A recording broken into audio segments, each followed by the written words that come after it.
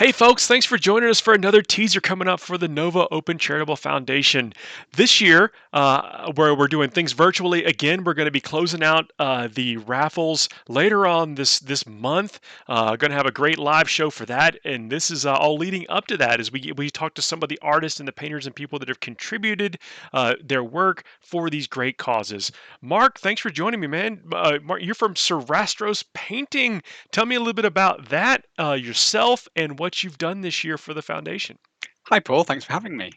Well, Sorastro's Painting is my YouTube channel where I produce quite polished and thematic painting tutorials for my audience, usually based on a small number of games that I happen to be playing and painting at the time. How long you been painting in general? Yeah, well, I started as a very young child with sort of airfix dinosaurs and airplanes and that kind of thing. And then around about the age of 10 or 11, it was Warhammer Fantasy Battle. Then Warhammer 40K launched when I was a kid, so that was very exciting. Then about 10, 15 years ago, I sort of moved on and started broadening the kind of games that I enjoyed playing. So I got more heavily into board gaming and card games and so on, which then opened up the path to my discovering games like the Star Wars Imperial Assault and the CMON stuff, so Zombicide, Black Plague, and Blood Rage. And so that's kind of the path that I ended up So you're a gravitating player towards. also, not just a painter. Yeah, no, that's absolutely right. And everything I paint is really so that I can then enjoy getting it to the table. If people want to follow along with us, they can go to the 2021 models and then look at the mountain giant from Blood Rage and take a look at what you've submitted this year. And as I understand it, this was just waiting for this moment. You painted this specifically for this effort, That's and it right. looks glorious, man. It looks gorgeous.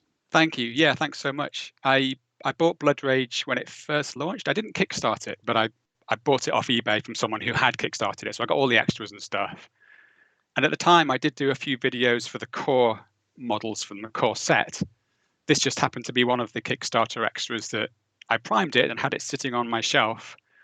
And when Sean asked me if I'd like to contribute something to this year's raffle, I didn't have to think about it. It was just, for me, it felt like the right time for me to sit down and try and do justice to this amazing model. I love the effects on this thing. Is this something that you go into on your channel, like how to achieve these types of effects? If people wanted to potentially, get their hands on this and then spread it out to a couple other miniatures. Yeah, sure. So object source lighting in particular is something that I've got quite a few examples of in my works, from the Jedi wielding lightsabers and various flame and spell effects and so on. So that's in there. There's a bit of non-metallic metalwork on the shield on the front of the giant, and that's a technique that I've been honing and working on over the last few years. But yeah, I've got plenty of examples of various ways that I might go about tackling non-metallic metal as well. This is not the first time you've helped out the charity, I don't think, is it? No, that's right. I was first asked 3 years ago if I'd be willing to help out, and I contributed a Darth Vader miniature from Star Wars Legion at the time. No, I mean, God, that's so cool. I like it that you've got all this talent and paint these beautiful miniatures, and you play the games. Yes, yeah. Everything I paint is ultimately, although I do enjoy the painting for its own sake, of course, there's then that extra layer of joy to actually get them to the table, ideally with some nice looking terrain. And for me, that's what it's all about. It's creating a little microcosm of the world that the character is from. So when I play Marvel Crisis Protocol, my kitchen table looks like a little slice of downtown New York with the buildings and all the details you might expect to see in the environment. And for me, that's That's all. the I was ultimate. actually going to ask you, what you're playing now. Is there any games you got your eye on that are really calling you right now? Well, mainly, especially since the lockdown has eased a bit, I've been getting back into playing some Marvel Crisis Protocol face to face. We had to suspend a campaign of Kingdom Death Monster at the start of the last lockdown. So I'm now kind of getting back into painting the last few monsters that we're going to be facing when we resume that campaign. So I'm looking forward to that. I'm also playing some Lord of the Rings Journeys in Middle Earth with my daughter. We're in the middle of a campaign of that. Ah, that's cool. Yeah, it's very good. It's like a cooperative app-driven adventure game by Fantasy Flight Games. And they've got another big box expansion coming out, I think, in October over here. So yeah, there's always something that I'm enjoying or something that I'm planning to enjoy coming up just around the corner. Do you prefer these, I don't want to say skirmish games, but games that have just maybe a few pieces that you can really focus on, or sometimes do you go big? A bit of both, I would say. I think Star Wars Legion is probably the best example of the kind of game where you are painting masses.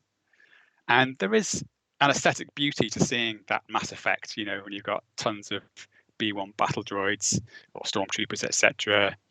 But from a painting point of view, it's a bit more of a chore. But then, of course, I will typically use faster techniques to try and get them done and on the table. Whereas Crisis Protocol is a luxury because you get to spend several hours just on one piece. And the sculpts are amazing as well. The They are. quality They're of the good models. plastic, they're Yeah. so dynamic. So for me, it's a real treat to paint those and then get them to the table. And of course, small squads means you don't have to spend weeks and weeks painting before you can play. And having painted a single miniature, you can then swap in and out your figures. So as soon as you've painted one, you can more or less get it to the table and see what it does. Man, well, dude, it's been awesome chatting with you and seeing your work. I mean, this is good stuff. I want to see more. Where can people find you?